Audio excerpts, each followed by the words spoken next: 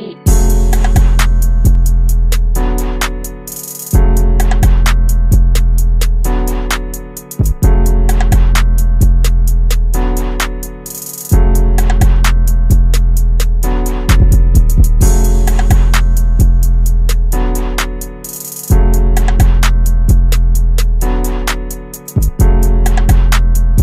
It's a wonderful night, lovelies, and this is the Classified Showbiz. I am Ruby Ken Sedi Ugeon, and we are here today, as we always tell, is about showbiz, entertainment, and lifestyle. But today we are delving more into the lifestyle aspect, and I'm so excited about this. Stay tuned. Easy on the beat.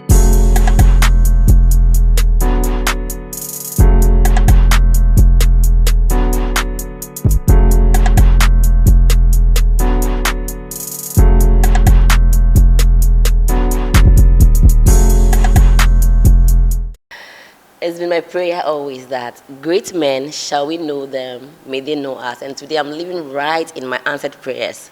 You should know I have one great man here to teach us, tell us more about relationship and marriages. And we've been hearing different things, we've been knowing different things, but today, trust me, you're going to know more about this and you're going to learn this and practice more. I have here with me a Ghanaian American-based Archbishop-elect, preacher, bishop, theologian, and also a philanthropist. Here is Archbishop Adonteng Boateng, or should I say Adonteng Kofi Boateng, and he's here with me, and we are right here with this fine, great man of God. Hello, you're welcome to the Classified Showbiz. Thank you. Welcome. Thank you.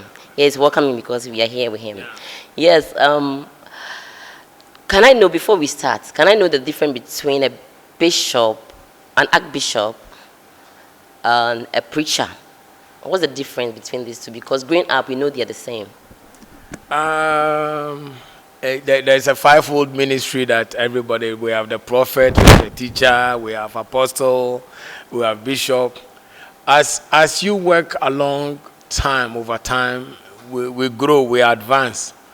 So everybody that is a minister is a preacher, and some are teachers. But in all, as we advance and we grow older into ministry and we mature, that's where we grow into bishop, because we have so many pastors who serve under us. To become an archbishop is the highest office a charismatic church can carry. And by the grace of God, that's where I am. So I am an archbishop-elect, meaning that I have been elected into an office.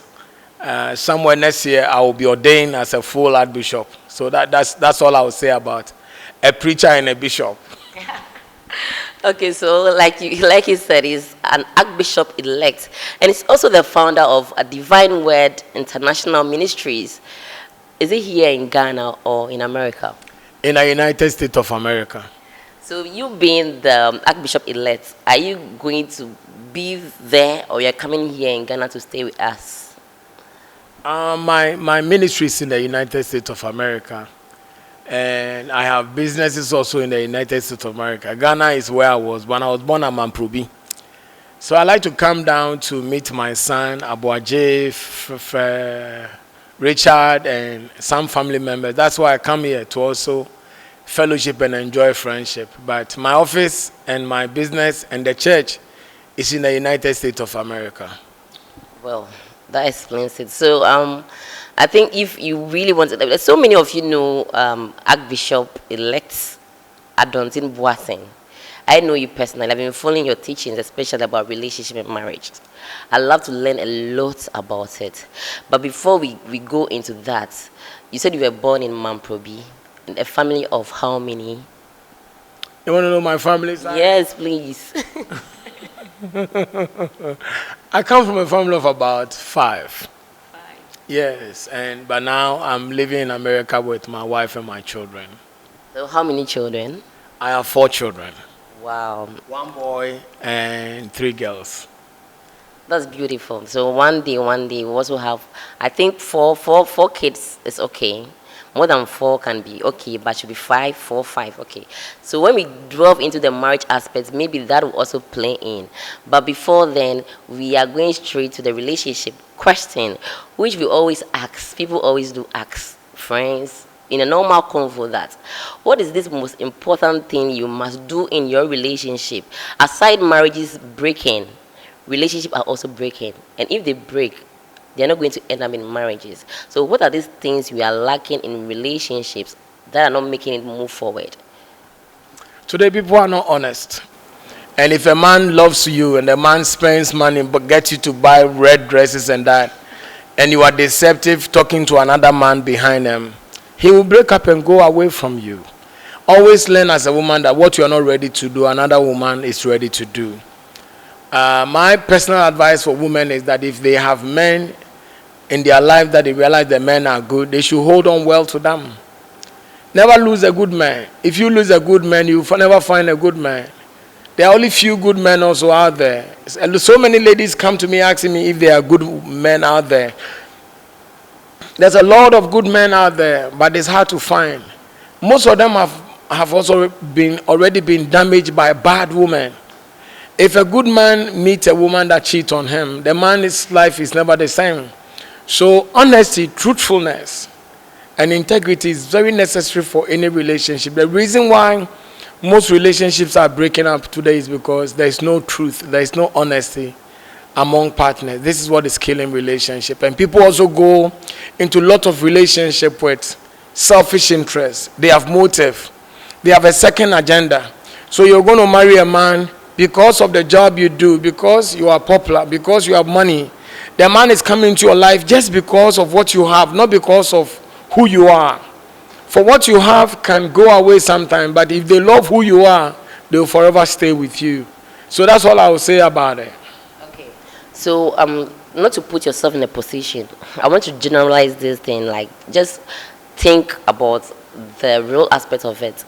You've seen a man or a woman, and let me take a woman for instance, and the woman tells you she's had about 45 abortions. How are you going to take this? Is the relationship still going to hold because one told the truth? You see, my dear, if a man has to marry you, the worst thing you can ever do to a man, for a man to marry you and you keep a secret from him, that a man married you. You have had abortions. Tell him and let him say that after the abortions, I still love you. Because the worst thing is that he marries you looking for babies. And because you have had 45 abortions, now you're going to tell him, oh, the doctor, every month my period is coming. And you know what is causing that, but you're not telling them. You're fooling the man. You're wasting the man's time. You must be able to tell the man the truth, nothing but the truth, so that he can decide that I want to, after all that I know, I still love you. I still want to be with you. That means the man really loves you and you shouldn't take such a person for granted. But the worst thing today is that the woman has had 45 boyfriends, 10, 15 boyfriends. She meets a man, she says, I've only dated one man. I have been a virgin all my life. Only one man broke my virginity. But she has about 45 men. And the man goes and pays money, pays the woman's father, make a long list. If the man knows how many men have slept with you, he would have reduced the money. But since he doesn't know you have lied to him, your father brings a long list, then he goes and pays everything. There are some women, if you go marry them, their ex-boyfriends laugh at you. Get away in Wakofano. Get away and remember baby brafano. But you don't know because you have been lied to. It is necessary that if any man wants to marry a woman, the woman must come out with every truth and nothing but the truth. You cannot go and buy a car without getting to know the car, what the engine capacity is, what the car can do, and the inside of the car. You shouldn't spend your money doing that. But a lot of Christians, especially Christians, charismatic people today, by faith, only to realize that by faith, and this is why there's so many divorces out there, because we marry based on deception. By faith we go into our lies. That's what the Bible says. You should watch and pray. You cannot just pray and pray about this woman I want to marry. You don't know her.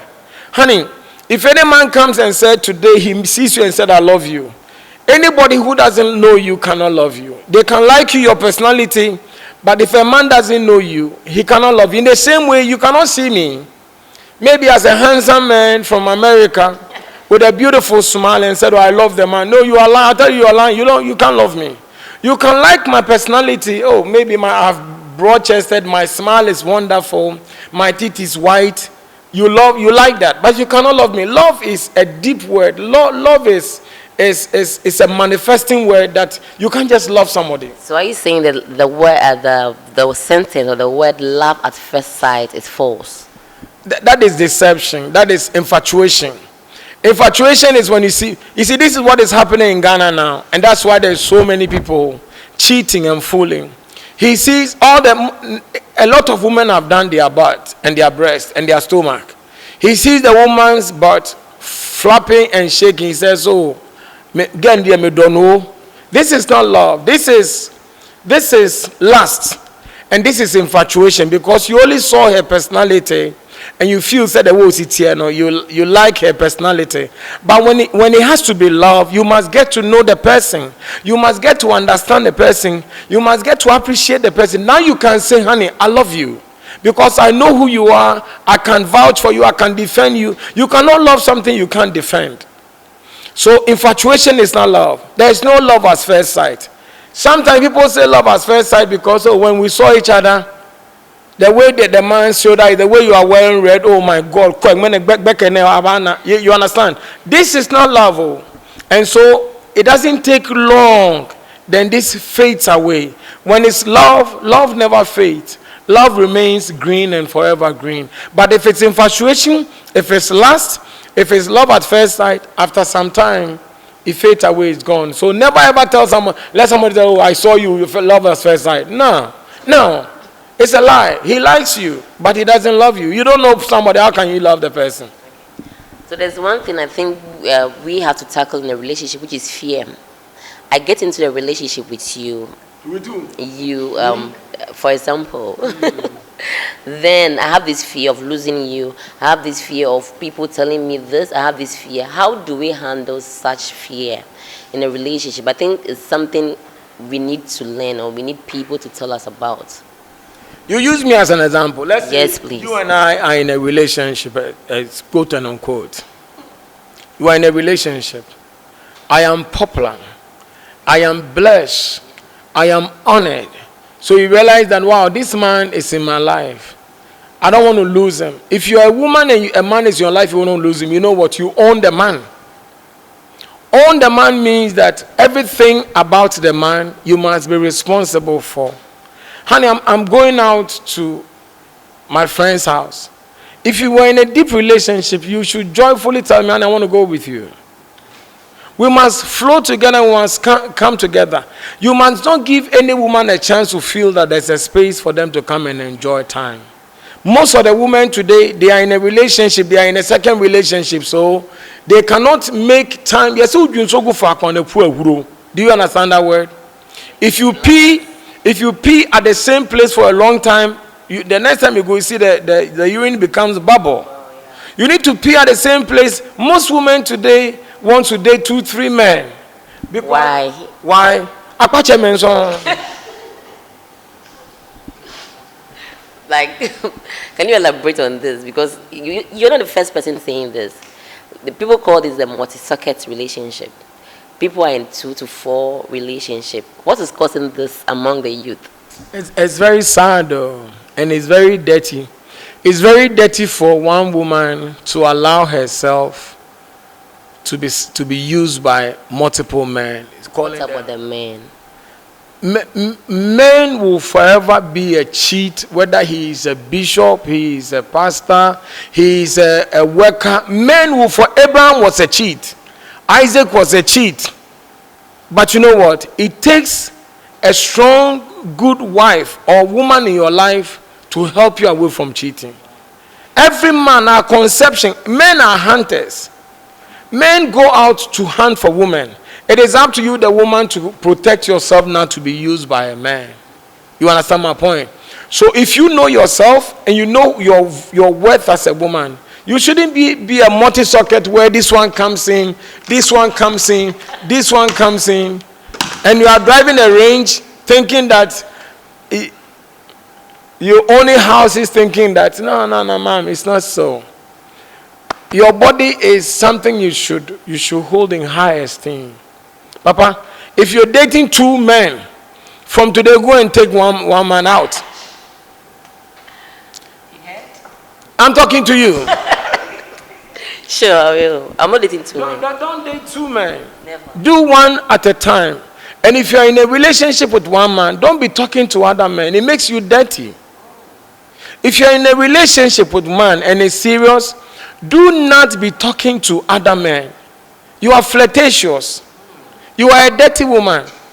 You understand my point? So that if you're in a relationship, commit everything you have to one man. Commit everything. Let the man know that this is all you got. Even if the man has to cheat, he feels guilty. But if the man has a second thought that the woman has a possibility of talking to other people, if he's cheating on you, who cares? You understand my point? Today there is so much deception in relationship. You understand my point? But people must marry with the truth and nothing but the truth. You get it? If men lie in a relationship, the only reason why you can accept me as a boyfriend is because I have to lie to you. I won't say that we're going to lie. Meaning that men lie to win women. But today women are also lying. So lies. And there's no relationship. There's no faithful relationship. You cannot trust. You cannot just trust anybody. That is very sad, right? Yeah. So don't you think in your era, things were kind of different from... Whoa. In my era, you don't mean I'm so old? No, not that old. You know when things change. In a year, so many things can change. In 2 years, so many things. So I think you were dating for like... What was the year you dated before you got married? You see, you're very shocked, right? Because it's a long time ago. I cannot remember. I must confess, I cannot remember. You see, I went to Accra Academy, right? And at that time, I was very, very shy. I was extremely shy. I was shy to tell a woman I love her. So you never had a friend in Mary's or any alliance? I don't want to go there in the trust, so don't start. Okay, so Bishop doesn't want to go there. So it's been long he dated, and you can agree with me, your era is very different from now. Boys are still playing. Men are still playing. And men will always be boys. Like I said, it takes a woman, a certain type of a woman to come into a man's life. The man stopped playing. He stopped being childish. He stopped running around. He stopped drinking. It takes the quality of a particular woman. She comes into a man's life. You realize that the man's life is in a gear now. He's going forward. But if you take any of these women that are seeing 3, 4, 5, 6 boyfriends, any woman that has cheated on a man before, once a cheat, they are always a cheat. If she cheated on the ex-husband, she will cheat on you. If she's cheated on an ex-boyfriend before, if you marry her, once a cheat, you are always a cheat. So Bishop, how do you know people are multi-dating nowadays? What made you delve into that aspect? What made you bring your mind to that? I am a priest. People bring their issues to me, and like I told you, I'm a street boy. So sitting here with me, before you leave here, I will judge you, and I will be able to tell. If you leave, I'll tell Richard everything about you because I phantom you. I work you out while we're talking. And besides, see, because my business I do, I speak to be a blessing. Me kasa na ma enipa jimidi. Into when people are talking, I've already scanned you already, and that's why I kept warning you, don't be talking to two men and talking to two men. Bishop, are you sure you're not a prophet? I don't want to go there. I am a bishop. I don't want to go there. But can I advise you, listen. It's beautiful for multiple men to keep telling you you're beautiful, you're this. But even if you're in a relationship with a man, a boy at your age or size, who doesn't have money, who doesn't have this, but he has a vision, stop entertaining men who has ranges. Bishop is from America. I hear he's so big, he has money because of that. Oh my God, listen, honey. If you can find a man with a vision, she will give you a future. But if you come to my house and you see all the televisions around and you choose my television, one day you will see the man with the vision on the television. Oh, You hear me? Yeah, that's all I'll tell you. Go ahead. okay, so I think that was one underlying advice. If you come or you go to a rich man's house or someone you think has everything and you fancy the television and maybe you have a man with a vision, one day you will see the man with a vision on the television. Wow, that's so deep. So we are going to take a quick turn. We'll be right back. When we're back, we're going to drop straight into the marriage issues and settlement. Go nowhere. On the beat.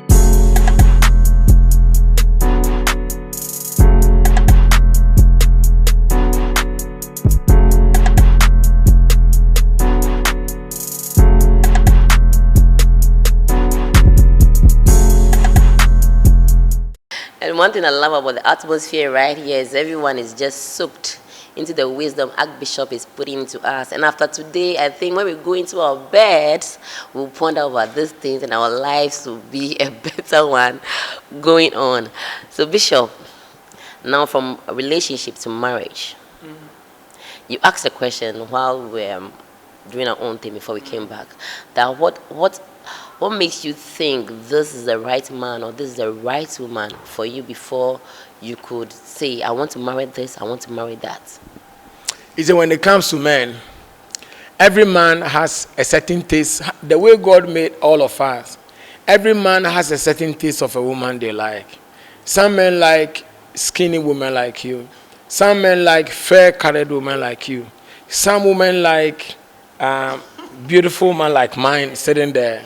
So every man has, you cannot superimpose yourself as a woman on a man because you have a big butt, because you have a big boobs. It doesn't sell you well as a woman. Every man that goes out there, we all have a type of woman that by nature in us, we like, we appreciate. And if a woman wants to find a man, a genuine man that is worth marrying, because a woman, once you turn 25 upgoing, you shouldn't be looking for a boyfriend. You should be looking for a man that will be a boy enough to become a man in your life to marry you. Once you turn 25, your time cannot be wasted anymore, because the prime time for you to have kids and have a better relationship is when you start from 25, 26, 27, 28. Your children will be very healthy. There will be no sicknesses. There will be no problems in the children. But as a woman, as you're looking for a man, look for a man that is honest. This is very, very, very, very important. A man that will tell you the truth and nothing but the truth. Men by our nature will lie. So every man will lie a little bit. Every man will cheat a little bit. When I say cheating, sometimes it's sleeping with a woman is not only cheating, but the fact that a man sees another woman passing here who fit into his caliber, he says, ish. That one alone is cheating, because you understand my point. So every man will cheat. But you, the woman going into a man's life, must be ready to help the man become a better person. You cannot go into a man's life anyhow and let the man just be any person. But you must, as a woman, must be able to leave the man with a lasting mark that helps the man not to cheat, not to lie. No, don't give your husband a reason to lie to you. But then people also say, when it comes to marriage, love alone can't hold it. No, you see, you cannot love somebody without, like I said, liking the person first. So before, let's make an example, you. Before I can fall in love with you, it is good for us to become friends. Friends without love. We go out, we chill, we are here, we are at the beach, we see these people swimming, we laugh, sir. Because there is some bond of friendship. Love fades, as I told you. What sustains relationship is the friendship. If the man is your best friend, if the woman is your best friend, you cannot just let go. People, you don't need to tell people that's my husband, that's my wife, because the connection and the chemical is always there. The reason why most relationship is not working is because people don't love each other. They just infatuation.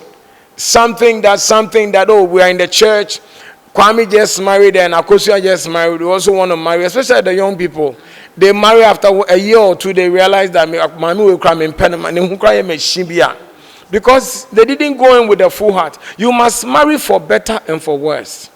Once you determine to marry, you must make your mind that no matter how good or bad, high, low, you must marry back. Today, people are very deceptive. They lie, they pretend, they fake. Oh, I'm tired. Because he went in looking for the man's money. He go and realize the man's money, the cars the man has been driving, his brother has been sending the car from America. He's tired. They say, that's why they are breaking up. But anybody that is serious into a man or woman who marries them, they won't talk about divorce so easily, because divorce is a very bad thing.